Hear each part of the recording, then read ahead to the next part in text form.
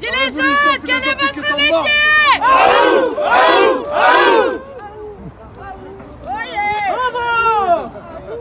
On reprend. Ça, c'est le... C'est bon? Sinon, on va te donner une statue de liberté. On refait une photo, Attends, vas-y, non, On va bouger un peu, nous. Les marcheurs, ils commencent à tirer. Voilà, faut prendre des forces pour demain, hein, vous avez besoin.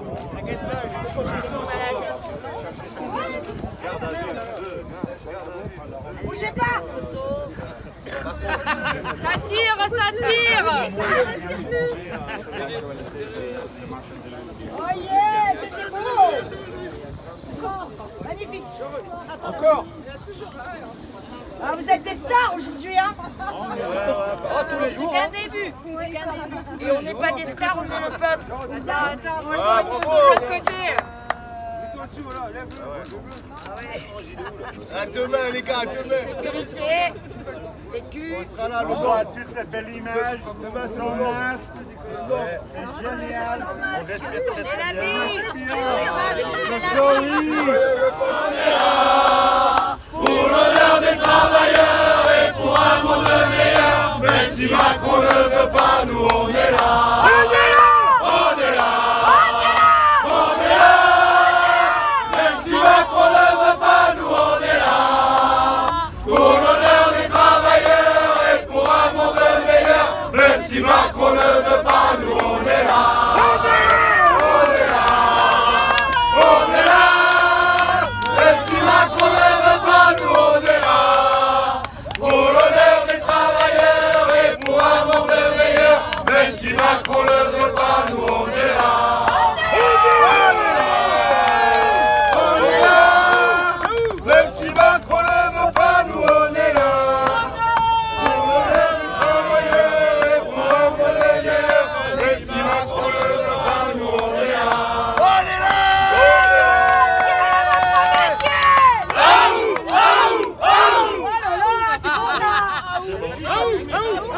Mais c'est... Vers la Lozère, par contre. Ok, voilà. Essayez de regarder maintenant et de savoir où il est. Oui, oui, je n'imagine pas. Ah, mais il y en a beaucoup là-bas. Ouais. T'as vu tous les noms et encore ça donne. Bah, c'est pas tout ça. Je suis peut-être le seul Je suis Isabelle, je viens du Var et je suis une des marcheuses de la marche des oubliés. On est un collectif. On a fait Montpellier-Paris à pied. On a traversé, demain ça fera la 26e étape. On a été accueillis par des municipalités, par des autochtones, par plein de gens différents. On a vu la misère qu'il y a à l'intérieur du pays et la désertification totale de certains villages où il fallait faire presque 30 km pour avoir une baguette. Ce qui est, nous, 25 km, c'est déjà pas mal. Et on a fait des convergences dans cette marche avec La Révolution est en marche, rien pour l'arrêter. On a fait une convergence avec Sauvons nos enfants, protégeons l'innocence, la pédocriminalité et les placements. On a fait des convergences avec la ZAD de Mazog. On a fait des convergences avec la Confédération paysanne, avec les convergents GJ, avec des personnes sur le RIC, avec les masques blancs, enfin plein de gens qui ont convergé à fur et à mesure de la marche. Et on est une vingtaine de marcheurs en totalité. Et on a marché pour voir comment meurt notre pays, comment va le peuple. Et c'est pas joli. De marche, c'est compliqué. Alors, jour de marche, c'est compliqué à compter parce que des fois, on avait 4 jours de marche, un jour de repos. Des fois, 5 jours de marche, un jour de repos. On faisait une moyenne de 22 km et demi à peu près par jour. On a été logés dans des situations diverses et partagées. Selon les moyens du bord, on a toujours trouvé quelque chose. Un jour seulement de pluie. On a eu la chance d'avoir qu'un seul jour de pluie. On a eu très froid. Il y a des endroits où il faisait moins 15. Mais on s'est toujours arrangé. On savait où on allait. On savait que ça allait être Koh-Lanta, Pékin Express mélangé, que ça allait être tout ça. Mais on est content de l'avoir fait. Franchement, c'est une belle aventure. Et on va avoir des bons souvenirs dans la tête. Sauf la dictature gouvernementale qu'on subit. Ça, on n'oublie pas, on ne pardonne pas, mais on avance. Donc là, on a déclaré pour demain. Ça a été accordé à la préfecture pour le départ d'ici, Versailles, vers 11h. On commencera à 9h à être statique pour le monde qui vient de loin.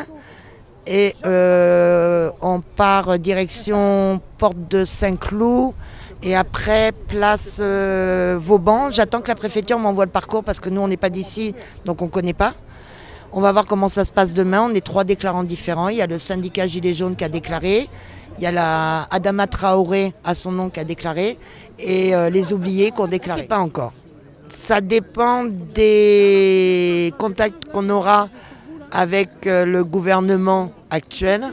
On a des revendications à faire et on les fera qu'en direct, sans cryptage, sans décodage et sans brouilleur. Sinon, on ressort et il n'y aura rien qui sortira de ça. On n'est pas là pour gagner des points, pour se faire connaître. On est là pour que le peuple retrouve sa dignité et l'espoir de vivre tranquillement et libre dans sa tête. Donc il y a d'autres marcheurs. Vous faites le tour et ils auront peut-être quelque chose à vous dire. C'est un collectif. Voilà. Commencez par la Révolution en marche, il a dente. Juste être simple et circoncis. Moi, à travers cette marche, je n'ai été qu'un sujet. Je n'ai pas marché pour moi, mais j'ai marché pour le peuple français, les citoyens et les citoyennes françaises, les Français. Et dans cette marche, j'ai représenté la Révolution est en marche et rien ne pourra l'arrêter. Depuis Montpellier. Vous savez, à cette heure-ci, je ne sais même plus comment je m'appelle. Vous comprenez? Donc en tous les cas, tout ce que je peux vous dire, c'est que qu'on a traversé la France entière. La France profonde. On a tout vu, la France. On l'a traversée. Et il y a beaucoup de choses à faire et beaucoup de choses à régler. Voilà. La révolution est en marche et rien ne pourra l'arrêter. La révolution philosophique est en marche et personne ne pourra l'arrêter. Donc moi je suis un des responsables du syndicat des Gilets jaunes, syndicat GJ, et je suis un des marcheurs aussi, puisqu'on a fait de grandes étapes avec la marche, et donc je fais partie des convergents avec qui la marche a été constituée depuis Montpellier. Alors il y a un truc qui est assez étonnant parce que on ne voit pas ça à la télé, la solidarité des gens. On ne le voit pas. Si la marche aujourd'hui elle a eu lieu jusqu'au bout et c'est bien passé, c'est parce qu'il y a une solidarité énorme de toute la population et de tous les gens qu'on a rencontrés à travers tous les départements. C'est-à-dire que d'un département à un autre, les marcheurs qui étaient constitués d'un groupe, d'un bloc costaud et qui n'ont pas changé depuis le début, ont été rejoints par de nombreux habitants des divers villages des départements. Et tous ont participé plus ou moins avec leurs moyens à cette marche. Soit en marchant, soit en aidant les marcheurs, soit en les hébergeant, soit en leur faisant à manger. Donc tous ont participé à cette marche en fait. Hein. Et je pense qu'elle s'est passée dans des conditions exceptionnelles et qu'elle n'aurait peut-être pas été si facile si on n'avait pas eu toute cette solidarité qui s'est révélée immense. On a rencontré des gens de tous les départements et tous nous ont accueillis les bras ouverts en disant « Vous avez raison, il faut continuer. On ne peut pas marcher avec vous pour diverses raisons. Soit on travaille, soit on est handicapé, soit on ne peut pas marcher. Mais on va vous aider à... On va apporter notre aide dans cette marche en vous hébergeant, en vous apportant à manger, en vous apportant ce que vous avez besoin. » Donc c'était fantastique. Il y a des gens qui nous apportaient à manger. Il y a des gens qui ont fait des cagnottes. Il y a des gens qui nous ont hébergés et qui nous ont préparé les repas. Et puis on a acheté évidemment quelques courses, mais franchement, on n'avait pas besoin. Les gens ont été d'une solidarité, c'est énorme. On ne la voit pas cette solidarité. On ne la voit que quand on y est et quand vous voyez ces gens qui vous accueillent, qui vous disent mais ce soir on vous fait manger, ne vous occupez de rien, on vous héberge, c'est extraordinaire. Donc ça c'est quelque chose qui était très fort dans cette marche. Et c'est ce qui a permis que cette marche aille jusqu'au bout, ou en tout cas qu'on soit tous encore là, parce qu'on est les mêmes hein, du départ à l'arrivée, grâce à tous ces gens qui ont aidé et qui ont contribué avec leurs moyens à faire que cette marche aille jusqu'au bout. Non, il y a d'abord eu les étapes qui ont été faites ville par ville, en amont, et après on a pris le GPS piéton, on a marché de ville en ville. Voilà, on est arrivé en déclarant à chaque mairie le parcours qu'on faisait. On disait on allait d'un point A à un point B, d'un point A à un point B jusqu'ici. Donc ça s'est fait naturellement. Il n'y avait pas de guide, on a marché tout droit. On est passé par des endroits inattendus. Il y a des moments où on était notamment dans le Larzac. On a traversé tout le Larzac à pied avec un vent de fou. On a traversé des forêts, des ronces, enfin on a tout vu. Et puis après, tu as des petits villages où voilà, c'est des petits villages. On a traversé ces villages à pied. Tout à fait classiquement en étant avec la population le soir. Ouais, en fait, on a fait des villages. De village en village qui étaient espacés à peu près de 20 km. Le plus grand 28 km entre eux pour qu'on puisse arriver à une certaine date à Paris, c'est-à-dire le 1er mai. Et on a tenu le calendrier parce qu'on était organisé, on avait des points de départ, des points d'arrivée, des heures, on a respecté les horaires et donc du coup ça nous a permis que cette marche fonctionne pas quasi militaire mais très organisée, ce qui nous permet d'être là aujourd'hui, même en avance, parce que le rendez-vous était 17h, on est arrivé un peu en avance, pour accueillir les gens qui allaient nous accueillir. Et ça s'est fait parce qu'on a tenu le calendrier, on a tenu les horaires et on était bien organisé. En fait, la marche est simple, on partait chaque matin, on partait de la mairie où on était, à peu près vers 9h30. L'heure est importante parce que ça nous permettait d'arriver dans le village d'après aux alentours de 14, 15, voire 16h. Ce qui nous permettait de trouver des hébergements, se poser un peu. Donc si on n'avait pas respecté ces horaires, en partant plus tard par exemple, on serait arrivé plus tard, c'était compliqué pour les hébergements, c'était compliqué pour organiser tout ça, donc on était assez organisé. Et on n'avait pas de force de l'ordre. Nous, notre marche, c'est une marche citoyenne, on n'a pas besoin des forces de l'ordre pour marcher. Et donc on faisait ça village par village, étape par étape, au fur et à mesure, sans force de l'ordre. On était juste là en train de marcher d'une étape à l'autre. Et les étapes, évidemment, on les avait programmées en avance. On avait toute la liste des villages qu'on traversait, donc... ça s'est très très bien passé. On a dormi dans des endroits insolites. On a dormi dans des campings, on a dormi chez des gens, dans des endroits fabuleux. On a dormi dans un hôtel qu'il avait ouvert exprès pour nous. On a dormi partout. Franchement, il y a tellement d'anecdotes qu'on pourrait en faire un livre. Mais on n'a jamais été en galère. Jamais. Croisé que des gens mécontents. Des gens qui ne sont pas contents du gouvernement. Que des gens qui nous ont expliqué qu'on avait raison de faire ça, que c'était un très beau symbole et qu'ils en avaient marre. Et que s'ils ne pouvaient pas, eux, participer à cette marche parce qu'ils l'auraient bien voulu, mais ils ne pouvaient pas, par exemple, parce qu'ils travaillaient ou parce qu'ils avaient des handicaps ou ils ne pouvaient pas marcher, ils nous soutenaient. Et leur manière de soutenir, c'était de parler avec nous, de nous héberger, de nous faire à manger. Donc on n'a pas vu une personne qui nous a dit, qui nous a critiqué. Pas une. On a vu que des gens bienveillants qui nous disent vous avez raison, on en a marre. Alors c'est quand même significatif parce que on marche depuis le 19 mars, donc on en a vu des mondes. Hein. Ce qui prouve bien que on a vraiment une révolte en France qui est dans la tête de tous les gens, mais ils ne savent pas comment l'exprimer. Et nous, en faisant cette marche, on a libéré la parole et on sait qu'il y a des gens qui soutiennent. Mais c'est fou le nombre de voitures qui klaxonnaient quand on marchait, c'est fou le nombre de gens qui nous ont dit bravo pour ce que vous avez fait, on est de tout cœur avec vous. Ce qui prouve bien un truc, c'est que ce qu'on nous raconte à la télé, c'est pas vrai. Les Français ont bien un moral d'acier et ils veulent changer de système. Ça se ressent dans tous les villages qu'on a fait. Et on a traversé l'ouest de la France. Donc c'est quand même significatif de l'appel en détresse des gens qui nous ont accueillis en disant vous avez raison, continuez, on vous soutient. On voit pas ça à la télé, mais il y a un fort soutien. Rien du tout. Franchement, moi je suis quelqu'un de libre, donc je vais pas me faire masquer. Je suis pas malade. Ok, j'ai la chance de pas être malade. Je vais pas me faire vacciner. J'ai aucune raison que je me fasse vacciner. Ça se trouve, je suis immunisé. Donc je vois pas pourquoi je mettrais un masque. En plus, le masque ne sert à rien. Et on a tous, dans ce groupe, on a tous la même logique. On est des hommes libres. C'est une maladie, ok, d'accord, ça existe. Mais alors peut-être qu'elle n'est pas si contagieuse que ça. Ou peut-être qu'il y a beaucoup de gens qui sont immunisés. En tout cas, il y a un truc qui est sûr, c'est que depuis le 19 mars, on est à peu près une vingtaine. Personne n'est malade. Personne. Et on en a vu du monde. On a mangé les mêmes chips. On a mangé dans les mêmes gamelles. Je veux dire, on n'a rien fait de particulier. On a vécu tout à fait normalement. On n'a eu aucune verbalisation et on a traversé des départements à travers toute la France. Et on a vu des gendarmes, on a vu des policiers, on a discuté avec eux. À un moment donné, il faut réfléchir. On ne va pas verbaliser des gens pour verbaliser. On sait très bien que de toute manière, même si on met un masque, on peut attraper la maladie. Même si on est vacciné, on peut la transmettre. Donc nous, voilà, on a vécu, d'accord, on a fait ce qu'on avait à faire. En marchant, personne n'avait de masque, on n'en mettra pas. Moi, j'en mets pas. J'en mets pas parce que ça se trouve, je suis immunisé, comme la plupart des gens. Moi, je vais pas me mettre une muselière sur la bouche parce qu'on m'a demandé de le mettre. En plus, la loi, c'est pas ça. Ça, c'est juste un décret. Le décret n'est pas une loi. Pareil pour les déplacements. La loi n'interdit pas les gens de se déplacer. C'est un décret qui fait ça, un décret, ce n'est pas la loi. Donc voilà, moi je suis un homme libre. Le retour, on n'en parle pas, parce qu'on compte rester sur place pour avoir des réponses.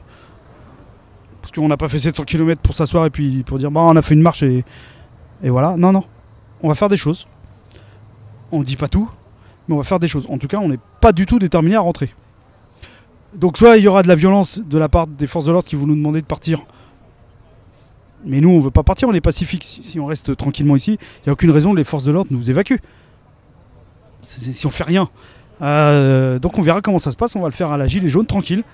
On est pacifique, bienveillant, on est déterminé. Mais il n'y aura aucune raison de nous éjecter.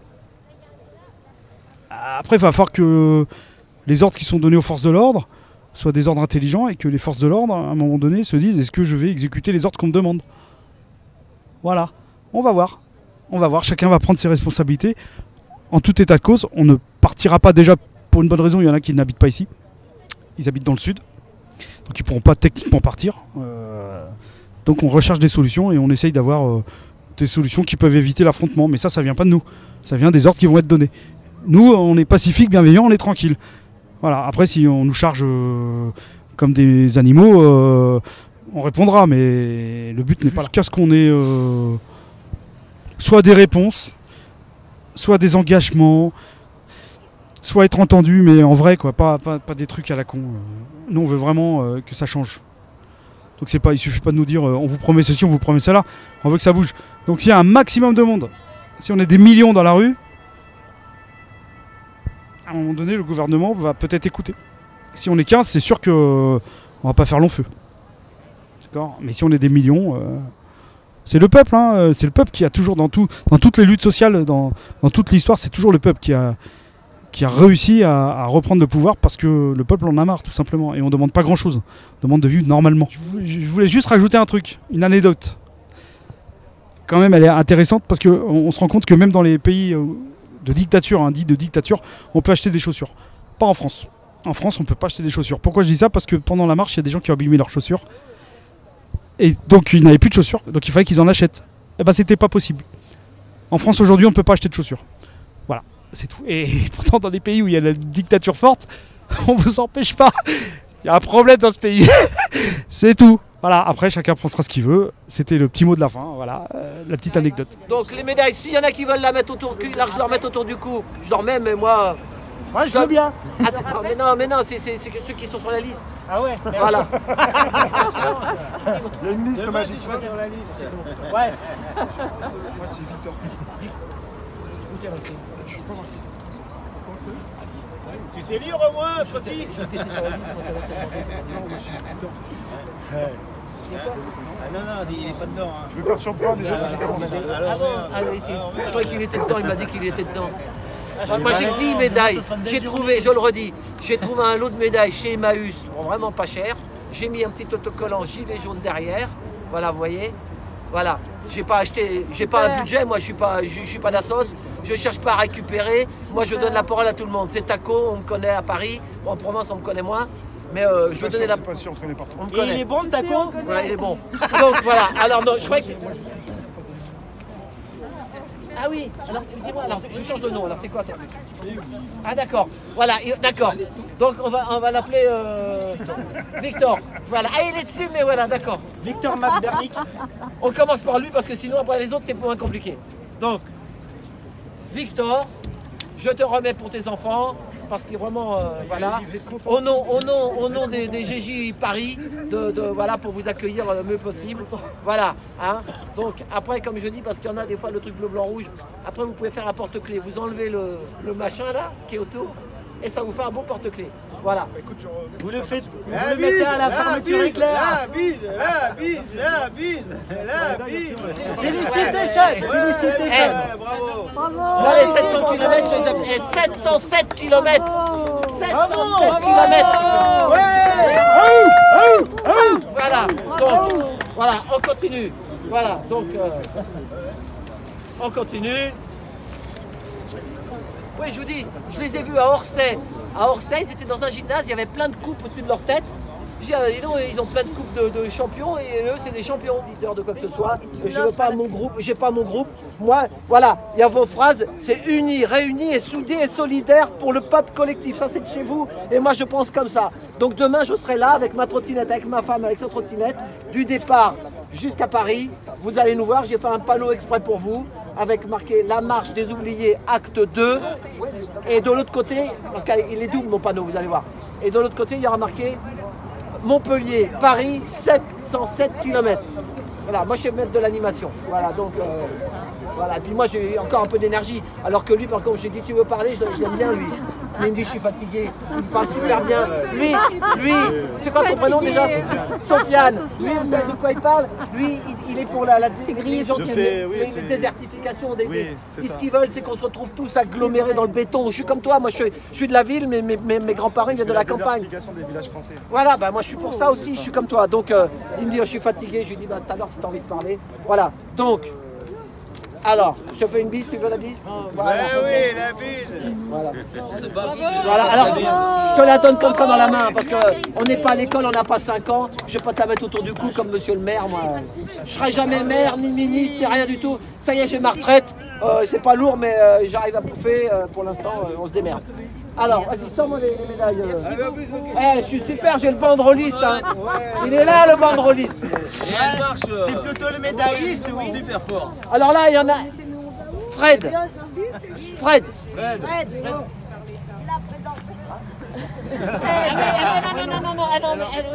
Parce que alors tu m'as dit qu'on voulait pas, tu la donnais. Voilà. Moi, voilà. Donc Fred, elle. On a passé, voilà. Voilà. Elle en veut pas, mais elle le donne à un qui la veut.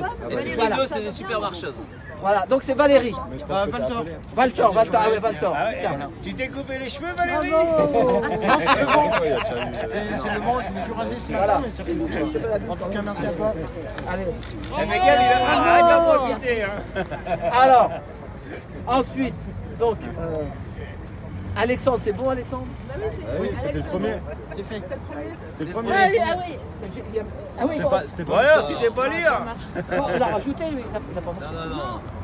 Non, il a pas mais marché. je marcherai demain. Non, laisse-lui à la limite. Voilà, parce que j'en ai Leslie, plus. ouais. Attends, on va arrêter là. Laisse-lui, elle a marché. Attends, parce que moi, ils m'ont bougé, j'en veux pas. Moi, j'en ai que 10, alors je ne pourrais pas vous donner une. Bah, donne à Leslie, elle a marché là. Donc voilà, attends, on verra ce qui reste. Ange. Ange, ah oui, lui, il est bon. Voilà, c'est sûr, c'est pas pour moi. Lui, voilà. Lui, ça, voilà. Ange. Tiens, voilà. Je te la donne dans la main. Voilà, et comme ça, tu montres ça. Et la bise. La bise. Tu fais la bise déjà. Merci, c'est C'est un vrai, lui. Voilà, c'est des vrais les mecs qui sont là. Alors lui, c'est un sacré marcheur aussi. Moi, je vais vous dire une chose. Ils ne me connaissent pas. Moi, je suis fils d'ouvrier. Mon père, il travaille dans le bâtiment. Il est mort à 56 ans à construire la France. Alors qu'il est toujours resté en HLM. T'as compris, tu connais l'histoire. Donc, j'ai fait le Paris-Dakar 3 fois, moi. Mais on était fils de chômeurs. Mon père, il travaillait dans le il était chômeur hein, quand j'étais jeune. Je l'ai fait 3 fois en taxi. Et vous regarderez une vidéo, c'est l'art à la rue ou taxi galeriste. J'étais gilet jaune en 2007. L'art à la rue ou taxi galeriste sur Rémi. Vous allez me voir au gilet jaune en 2007. 2007, hein. Et quand je vous vois, les gars, vous savez ce que vous me faites rappeler? C'est la même chose. Quand j'ai fait le Dakar, mais nous, on était en amateur. On n'était rien. On n'était pas comme les grosses usines. Mais de pas dormir, de faire des trucs. On était parti du château de Versailles une année, hein, avec Thierry Sabine à l'époque. Hein, les anciens, ils doivent se rappeler. Hein. Et bien, ce que vous faites, c'est comme un Dakar. Sauf que vous, au moins, vous polluez pas, vous faites rien. C'est de l'écologie, les mecs. Alors que nous, moi, j'étais jeune, mais dans le désert, la bagnole, elle balance de gaz. Mais on était jeunes. On y a rêvé, on a réussi à trouver des sponsors. Sans sponsor, on n'aurait jamais pu le faire. Voilà, mais vous, ce que vous faites, j'ai l'impression que c'est comme un Dakar, mais c'est un Dakar de vraiment maintenant, tu vois. C'est comme le Dakar, on faisait des bivouacs le soir, des fois on bouffait pas, des fois on... Et ben c'est la même chose. On a vraiment fait Koh-Lanta, Pékin Express. Oui, c'est ça, bien sûr. C'est vraiment dans des trucs et tout. C'est ça. Alors maintenant, après Ange, il y en a toujours il y en a toujours un au milieu entre les deux. Ramon, voilà. Ramon, voilà. Lui c'est un directeur. Lui, vous savez quoi? Moi, je connais les histoires. Hein, parce que moi, maintenant, j'ai écouté, moi. Lui, vous savez quoi? Si j'ai bien compris, 1 ou 2 jours avant de partir, il est directeur. T'as un métier J'ai un gros CV. Non, je suis au chômage en ce moment. Oui, mais je le sais. Mais t'as un... Bon, j'ai été directeur dans l'informatique. Voilà, directeur et tout. Commerce international. Voilà, directeur dans le commerce international. Vous savez quoi? 2 jours avant de partir à la marche, il y a un numéro de téléphone. Monsieur, on vous prend si vous voulez. Il a dit non, non. Voilà ce qu'il a fait. Enfin, 2 jours avant de partir. Non, c'est la veille au soir dans un parc, juste la veille. Il y a une grosse société qui m'appelle pour un gros poste, comme s'ils ne voulaient pas que les parents en colère partent. Et puis j'ai dit non parce que j'ai pas envie de prendre un boulot dans ce monde que j'aime pas. Voilà. C'est ça. Voilà. C'est ça. Voilà, il est resté. Voilà, c'est un vrai. Allez. Pas de problème. Alors moi je suis pas gilet jaune à la base, je voulais juste pour non mais je sais, mais c'est pas j'étais grave. très fier de marcher à côté des gilets voilà, jaunes. Ouais, non mais c'est voilà, c'était dedans. Voilà. On est très fiers d'avoir marché à côté de toi aussi. Voilà. Après la suite. Alors. Stéphanie, mais elle est pas là. Stéphanie, elle est pas là, Stéphanie. Stéphanie. Alors elle. Stéphanie. Elle profite pas. Elle. Donc, parce que demain, comme j'ai dit, demain, il y en a qui veulent faire la manif des syndicats. Eh ben, si vous aimez autant bien les syndicats, on en a un syndicat. Il est là. Donc, hein, elle demain, tu seras là, toi. Hein, elle a fait la marche. Ouais, elle, c'est le syndicat Gilets jaunes. Donc, s'il y en a, comme j'ai dit, vous faites la marche de Valentin demain à 10 h du matin jusqu'à République. Mais comme il y en a qui veulent faire les syndicats, vous prenez le métro, c'est direct, de République, vous allez jusqu'à la Porte Saint-Cloud. La ligne, c'est Pont-de-Sèvres. Et là, vous allez avoir encore un syndicat. Et on sera tous entre nous. Voilà. Donc, je te remets la médaille. Tu la veux, hein, la médaille? Si, là. Tu la veux? C'est quoi? C'est une médaille de quoi? Alors là, je suis très touchée. Vraiment. Je savais pas, du coup, je la donne à la main parce que moi, je suis taxi, tu me connais? Hein? Ouais. Voilà. Tu sais, j'ai parlé de toi. J'ai fait un hommage aux femmes la semaine dernière. Tu es au courant, non?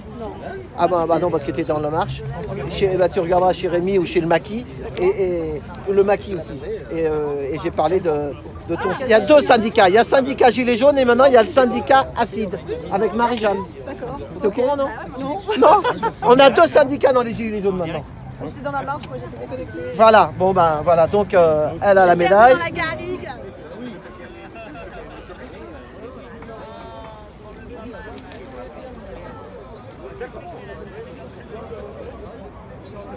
Moi, je vous dis bravo pour votre travail à tous les deux, là. Vécu réservoir à PBS. Un grand bravo pour votre déplacement à chaque lutte, à chaque combat. Merci à vous. Bravo à vous. Félicitations.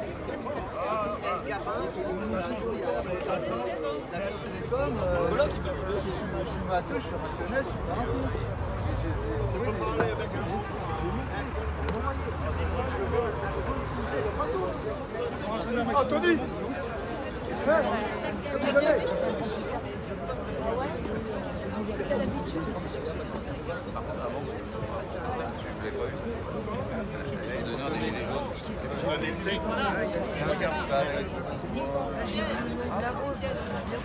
On se fera tomber.